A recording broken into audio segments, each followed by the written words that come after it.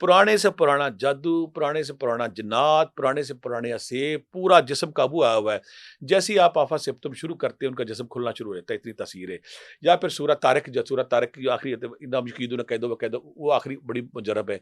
सूरह यास, सूरह जो अमरियतुल कुर्सी की वला यऊदु हिफ्ज़ुहुमा व हुवल अलील, जो बहुत अल्लाह मुजरब है। अल्लाह। अच्छा, यहाँ पे मैं क्लियर कर दूँ, कुछ ख़वातीन पे जो जिन्नात आते हैं, वो उन पे ना सूरह ये मुज़म्मिल हो गई या मोमिनून हो गया या ये आयतुल कुर्सी हो गई, उतनी इफेक्टिव नहीं। उन पे क्या चीज़ इफेक्टिव होती है? औरत घरों में अक्सर बेहोश होकर गिर जाती है।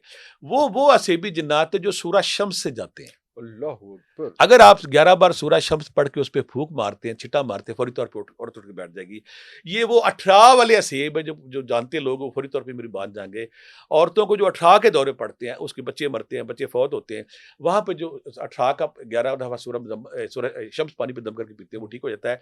यहाँ अब हम प्रोग्राम के हमारा आखिर की तरफ जा रहा है।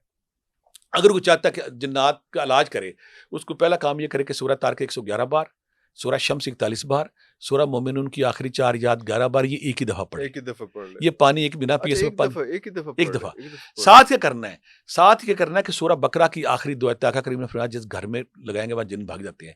और ये मिराज शरीफ की रात तोहफ़ा मिला था अल्लाह की तरफ से। ले। अल्लाहू सूरह बकरा की अकबर। आखिरी दुआ 11 बार रखें। और आखिरी काम है, अक्सर कहता हूँ, कुछ प्रॉब्लम क्या होती है, जब किसी बाबे के पास जाते हैं ना, जिन्न बार-बार आ रहे हैं, आप ठीक हो गए, फिर आ गए, ठीक हो गए, फिर आ गए।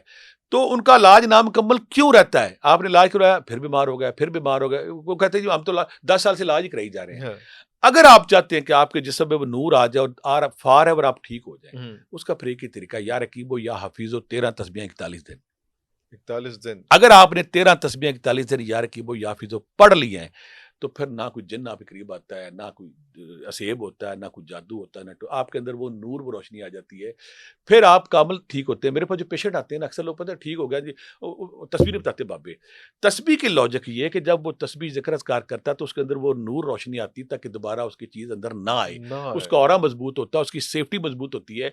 आपने यार की वो याफिज़ 41 दिन पढ़ना है, सूरह बकरा की आखिरी आयतें पढ़नी है, सूरह मोमिनून की आयतें पढ़नी है, सूरह तगाबन या सूरह शम्स का पानी पीना है।